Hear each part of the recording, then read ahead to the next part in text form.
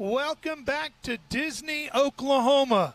They've just gotten done with the National Rock Racing Association action just down the creek bed from where I'm sitting here. And as you can see, it was a wild afternoon into the evening down there as these guys and gals tried to make their way up this amazing wall of rock. Some of them not that successful, tumbling back down into the water below. Others scampering up this amazing ridge all the way to the very top, up and over the peak. Well, hi, everybody. I'm Ralph Shaheen. It's nighttime here in Oklahoma, here in the Sooner State. Temperatures have definitely gone down. The action, however, was very, very hot down the creek, but just to my right down here is where they have an area called Viagra, and that's where they were going up and down over there over this, as you just saw, amazing rock wall. We're going to have some of our guests here in a little bit talking about the action down there and exactly what was taking place. So now we want to make sure we introduce you to our other crew that's here from our Speed Sports staff covering all the racing action here at Disney, Oklahoma, Erica Allred and Dave Arnold.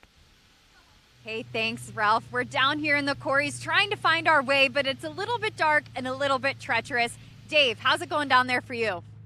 Well, thanks, Erica. You know, being a veteran off-road reporter, you learn to work a little smarter, not harder. That's why I sent you out to get dirty and get lost. Well, I'm hanging out here in the main compound, watching the Jumbotron, watching how everything unfolds to find out who's going to be our NRRA champion tonight. Oh, look at this. My pizza just ordered is here. Erica, we'll see you back over. We'll have a good time. Wish you were here. Thanks, gang, and no surprise Dave would find a pizza out here in the middle of nowhere at Legends of the Fall. This is the inaugural running of this event, and as you can imagine, rock racing isn't the only thing that's taking place here in Disney, Oklahoma. There's a wide variety of categories, and Dave's here to explain it. One of the classes we have out here is the 4900, which is the UTV class. This one, for example, is a stock turbo. You see it has the stock shocks on it, a little bit larger stock tires on it. It also has 2 seats, but it has all the safety equipment that all the other vehicles have, window nets, the harnesses, and all that. Now, this is forced injection or turbo. They actually have a naturally aspirated, and then there is a modified turbo. So there's a lot of different classes. You'll be seeing the UTVs coming out here. And when it comes to the open modified classes, it's anything goes. Now, one of the classes here is the 4800 Legends class. Now, the distinction on this is it has a front-mounted motor, has a live front axle, and only 1 shock per corner, but it also has 2 seats. So that's a big distinction out here. The car behind me is a 4500. Now, that's the modified class, meaning modified, it's going to be an OEM style chassis or a modified OEM chassis. You can run a max of 37-inch DOT tires, that's Department of Transportation. It's your street tires, what you could buy to put on your average daily driver. You can run a 2 to 2.5-inch shock, so there's a little bit of modification. These things are bad to the bone and definitely a fun way to come race at Ultra 4. Well, I'm standing in front of one of the 4600 that's Von Gittin Jr. and Lauren Healy drive. Well, this is a stock class, stock motor, 2.5 shocks on there, limited to 35-inch tires. Now, this stock class really tells folks what an OEM vehicle can go out and do on these courses out here. So this is a good one to watch out here and a great way to get into Ultra 4 racing. Well, we got to see what the 4600 stock class looks like. Well, now it's on to the bad boys. It is the unlimited Ultra 4400, the Ultra 4 class here. It's anything goes. Open your wallet class is what I like to call this. It has modified everything. Where the other one had to retain an OEM chassis, well, this is a custom tube chassis that's built. Horsepower exceeding 800 horsepower there. They are not limited to tire size. They can run the shocks they want to do, and they bring it. If you want excitement, it's all about the 4400s for these guys. It's the money class. All right, Dave, thanks. And we're going to have all the coverage from Legends of the Fall for you all weekend long right here. So make sure you stay tuned in with us each day over the course of the weekend, Friday and Saturday, as we bring all that action to you. You get to see all those categories in competition live from right here at Legends of the Fall, the inaugural running here in Disney, Oklahoma. Now, I got to tell you, racing in general, as we all know, is extremely dangerous and very wild. What I saw today with the National Rock Racing Association might be one of the most extreme forms of motorsports I've seen in a long time.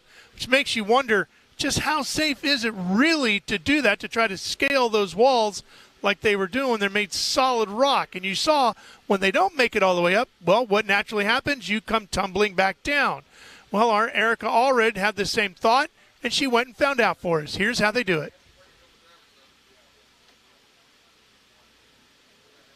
When you have 1,000 horsepower under you and are navigating difficult terrain, safety is paramount and at the forefront, especially for our NRRA Rock Bouncer drivers. With me is Wade Good, driver of Misfit. Now, Wade, there are a lot of safety measures in place to ensure your safety out on course. Can you talk us through some of those? Yeah, first thing, you gotta have a minimum of a 2-layer fire suit. You gotta have a Hans device, which my favorite's a Simpson hybrid. Keeps you from breaking your neck in a bad crash. You have to have fire gloves, fire shoes, a full face helmet with a face shield. If you come over in the cab, you got to have a window net or wrist restraints for if a bad crash, your arms can't fly out of the vehicle. You got to have at least 2 fire extinguishers, one inside, one out. Something a lot of people don't know we have is a RII box. It can be shut off electronically at any time in a dangerous situation. And as the sport progresses, so does our safety. Next year, 2023, it's going to be mandatory for all drivers to have a fire suppression system in their vehicle. A lot of critical safety measures to ensure all of our guys are safe out on course for the inaugural Legends of the Fall here in Disney. Thank you, Erica. Obviously, the safety technology is just one part of what makes rock racing, or rock bouncing as they call it these days, such an incredible form of motorsport. There's also the technology that just gets them up the hill. We're going to find out a lot more of that when we come back here to Disney, because we're going to have some of the racers who competed today joining me here on the set. Stay with us.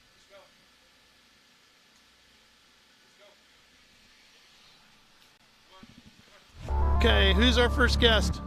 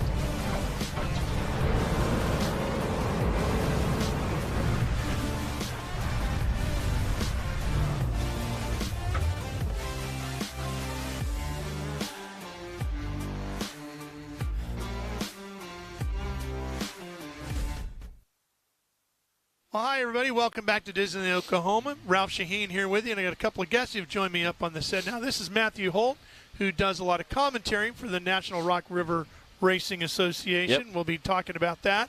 And he also competes in the series. And, of course, our old buddy Dave Arnold back with us again, who does a little bit of everything around here. Matthew, you work with Bree, who we had up here earlier today on the air. covering the action. Yeah. But then you also compete, which you did today as well. Tell us how your day went first. Day went pretty well. Again, this is a little different. Normally we have one course in the morning. We take a couple-hour intermission. We have one course in the afternoon. This we had to cram a lot of, because we have Ultra 4 finals and our finals. We had to cram a lot of courses in, so we pretty much ran courses back-to-back. Went out there, banged on the buggy pretty hard. Again, some guys broke. Luckily, I was able to keep the buggy together today, get some points on the board, which is super important for the championship chase. Again, we still have 2 more days of racing. We race all day Friday, all day Saturday, again, with Ultra 4 guys hopping in there. So we're excited about that. Buggy went well. I got some buddies. We put the transmission on Tuesday, so got the transmission back together Tuesday, finished putting everything together Wednesday morning, came out here, did a little pre-running, checked the course out, got out of the production stuff set up with Clyde and his crew. So it's been a very interesting morning. I would say probably similar to you guys, are team no sleep, Yeah. So listen, I don't know what they told you about coming up here and doing this with Dave and I. I understand the fire suit because it's a little chilly. Yeah. Keeps you warm. Not so sure you needed the Hans device to come hang well, out. They shove him around. they said Dave was pretty rough, so I was almost brought the helmet. I get it. Okay. All right, so we've been explaining to our viewers at home. Bree did a great job of it earlier, kind of educating. I know we have a lot of folks that watch this stuff on a regular basis. They know, they understand everything about it. Yes. But there are quite a few that are watching maybe for the first time through our Speed Sport channels that don't know but are intrigued by this. Rock racing, rock bouncing. Yes. Give us your perspective of what makes rock racing, rock bouncing so exciting as a driver, why you would tackle this form of off-road racing as opposed to something else you could do out here, because they've got everything here. They do. I can't dog my Ultra 4 guys because they're pretty awesome. I like them a lot. And our races are very similar in form. With Ultra 4, it's more like a marathon, or like the Baja 1000. Again, that's like an ultra marathon. Yep. Ours is more of a sprint. We're the 100-yard dash guys. It's exciting to watch. With some hurdles thrown in the middle. Yeah. Again, very violent, lots of crashes. It's very cool. You can sit in one seat and watch it all.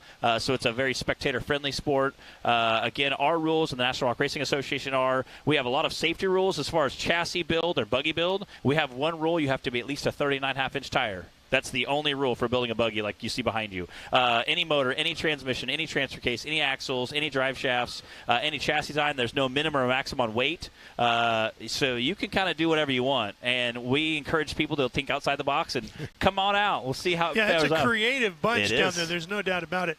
So how sketchy is it when you're going up the wall and you reach that tipping point, right?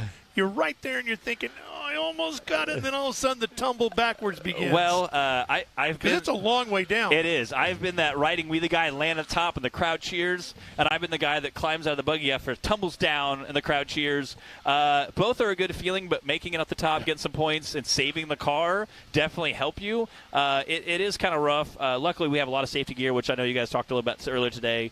Full containment seat, Hans device, harness. We have head, neck restraint systems, fire suppression systems.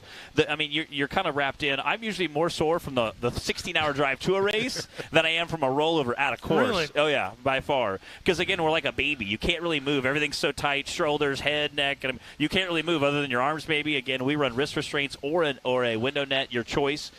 So you really can't. There's not really anything that's going to get hurt again, hopefully. So we are very, very safety organized.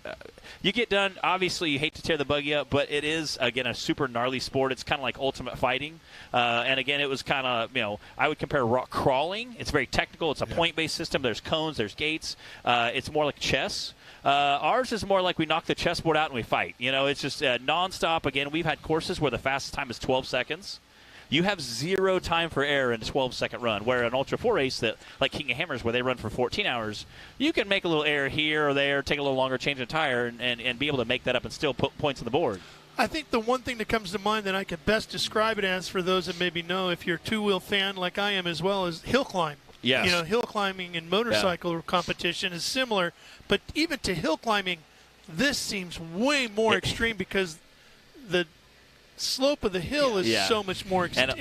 A lot of big ledges. Again, we kind of started out in the base of Kentucky, Tennessee. That's why we used to call it the Southern Rock Racing Series. It was more what they called hill killing, meaning it was just the gnarliest thing you've ever seen, and you either make it or you break it.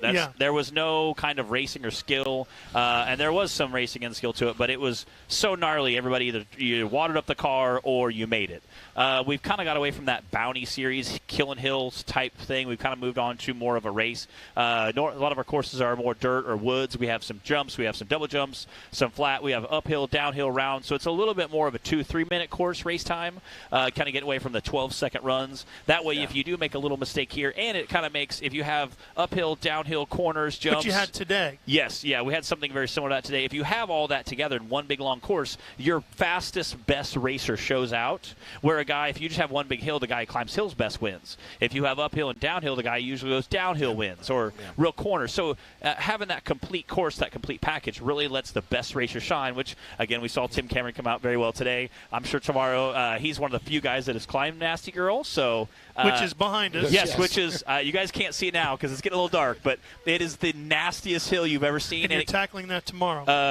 Tomorrow, Saturday? Tomorrow we'll be doing some more rock courses. Saturday, that is after all the Ultra 4 racing, that will be what we end the weekend with right before our big annual banquet. So that's pin it or bin it come Saturday. I tell people when you're sitting there in the court, when you're sitting in the buggy and you're strapped in ready to go, and they tell you course clear, you look at that, you can kind of know, like, me and my buggy can make this or we can't. You know when you take off. Like it's a no hold bars, all adrenaline, and the worst part was not only is it a long steep hill that gets steeper at the top, it's really loose at the top. So just because you have a lot of horsepower doesn't necessarily, you need a lot of momentum, you need a little driver skill. Yeah.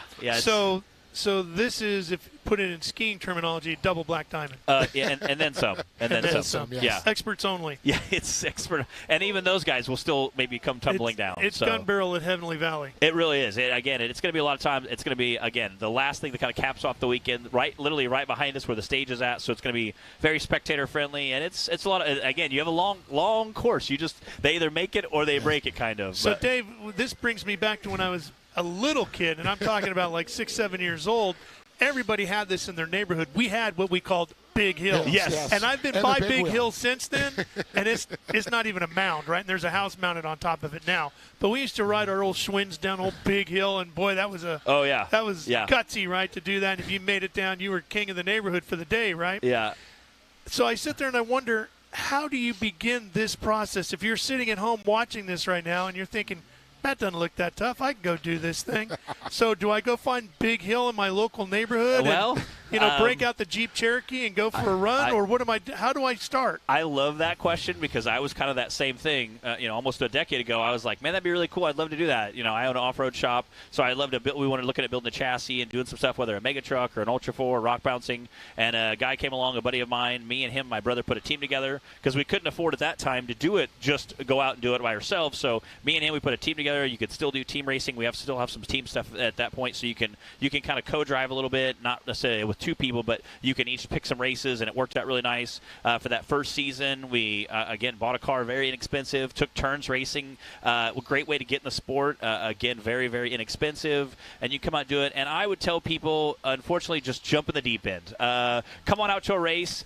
When I first started racing, Clyde used to pick on him and be like, God, these hills are really hard. He's like, I know, Matt, you got to just be better. And I'm like, man, and now I go back and look at hills that we used to like. We had one at Hawk Pride down in Alabama. The return course coming down was the hill we used to climb that was really hard. So it's kind of funny to be like how fast our sport has evolved in a decade. And again, Ultra 4 cars, same way. You've seen those guys evolve, from these old kind of just buggies, the guys with Toyota rigs went out and had a good time. And now they're like, Lauren Healy, we've seen his car. That thing is like a monster truck, just a smaller version. I still haven't gotten the vision of Healy sending it at hammers out of my head yet. Off the cliffs. That was just insane. Qualifying, he did it. Yes. It kind of broke the internet. The next day I was scrolling through Instagram, and every page was just people sharing that jump. So it is. Well, Matt, you talked about the UTVs, and it's part of it now. Is that a great way to get into it? Because, it's one of the most popular off-roading out there is getting a UTV. It is. And now you can go to Ultra 4 as your class, and the rock bouncing has it, right? And again, we have a couple different classes, so I always like to joke, and I have a bunch of buddies who are very good friends of mine, Dan Carter, again, Paul Wolf, a couple guys that race UTVs, and I like to pick on them. I say, well, I have a 650 credit score, too, so I can race a UTV. And I like to hate on them as much as I can, but it's so true. Not everybody can afford a $200,000 rock bouncer and a big production trailer and a big enclosed trailer and all the tools and parts that go with it. But you can start out small. We have guys running 8-900s a few years ago. You can go buy a 900 used from a buddy. Put a decent set of tires on there, do some very simple mods, come out and have a great time, and be fairly competitive. We have a guy right now running a 4-seater stock side-by-side and is in the points thing. I think he's top 3 right now.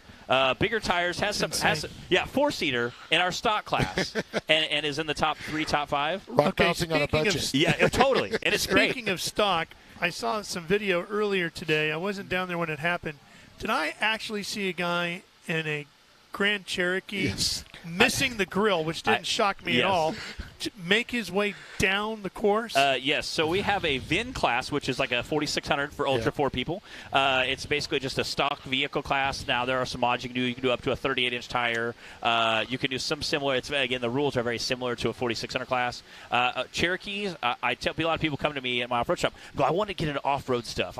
This off-road stuff I've seen on YouTube, it looks cool. How do I get into that? I tell everybody. They're like, I want to go buy a Jeep JK, like all my friends have. And I'm like, don't spend $60,000. Go buy a $300 or $500 Jeep Cherokee. Take it out. You can have a blast. And we have a local off-road park called Badlands in Indiana. Ultra 4 has raced there before. And I'll tell them, hey, listen, go buy a $300 Cherokee and trash it on a Saturday. Go out to an off-road park. At the end of the day, you're going to go, that was the greatest time of my life. If you leave it out there for $300, it's still worth it. Yeah, you're either going to have the greatest day of your life, or you're going to be like, this stinks. I never want to do this again. I hate this. And you're only out $300. You just walk away from it. Just leave it. Yeah, and the good news is a Cherokee is still worth $300 even after the end of the day. So that was amazing. Well, listen, Matthew, thanks for coming by. We appreciate it. We're going to watch you out here the rest of the weekend.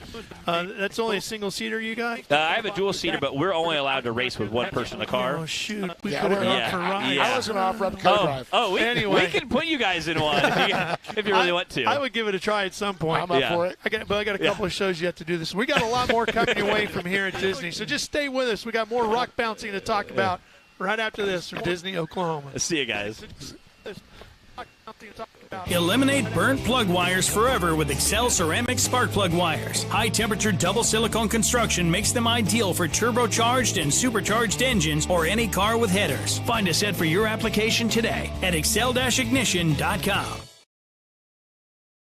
Affordable EFI is in sight now with Sniper EFI from Holley. Easy to install, self-tunes, and replaces most 4-barrel carbs. Forget cold start issues, hesitations, vapor lock, and flooding. Get big performance starting at just $999.95. Sniper EFI.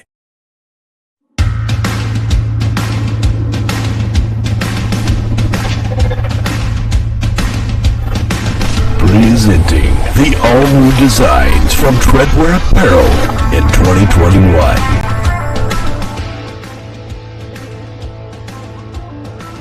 Visions are better at the top. More throttle than brake, more balls than brains. If you're gonna win, you're gonna need these. Life is better topless. The NRRA official flag shirts. Real trucks don't have spark plugs. No guts, no glory. Definitely no story. Your girlfriend likes it when I bounce her. Grab yourself some new merch today.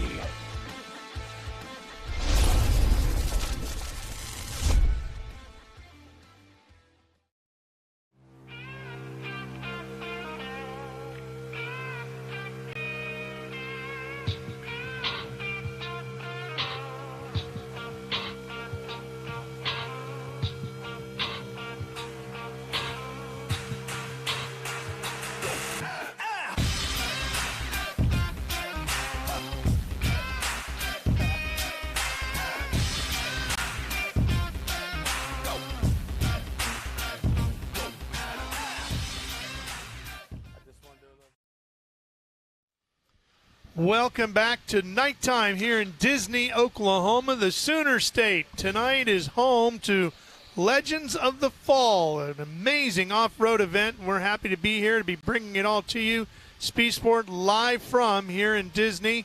We're talking about rock racing and rock bouncing. And joining me on the set to do so, my good buddy Dave Arnold is here. And we also want to welcome in Justin Wheels, who competed in today's event. Yes, so, sir. Justin, how did it go for you this afternoon? Well, the first hill was pretty good. we're sitting in 5th in the points for the season, so we're out here just to try and complete it and keep our position. So we come into it a little bit conservative. Wanted to do a nice clean pass and put it down. And first hill went pretty smooth. And like I said, we finished out with a 3rd place on the first hill.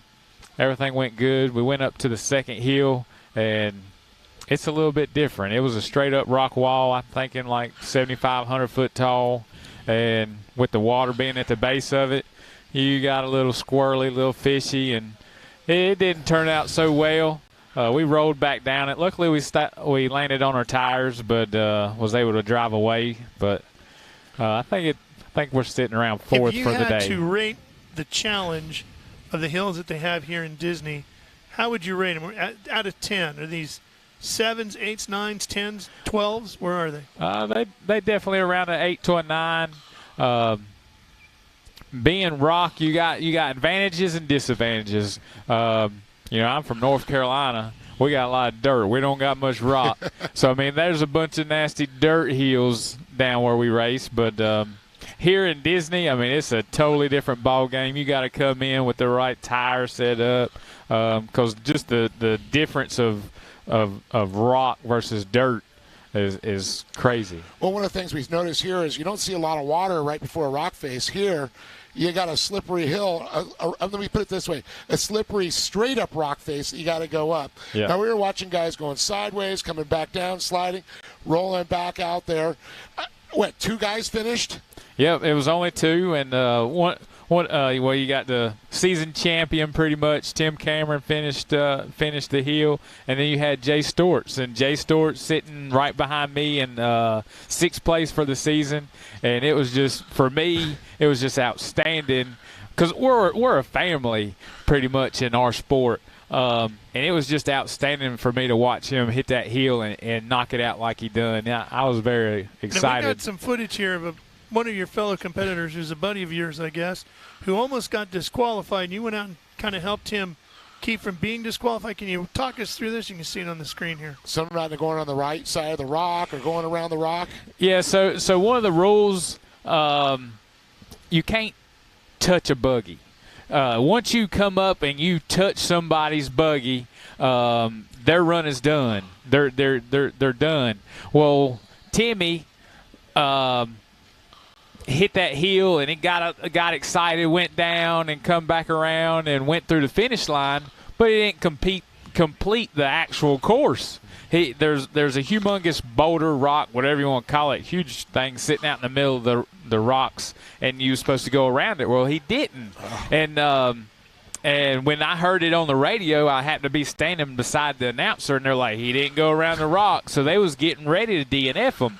But I went out there, ran out there, and I'm like, you got to go back. You got to go back. You got to go around the thing. And he literally was blowing me off, thinking I was congratulating him, messing with him about climbing the hill.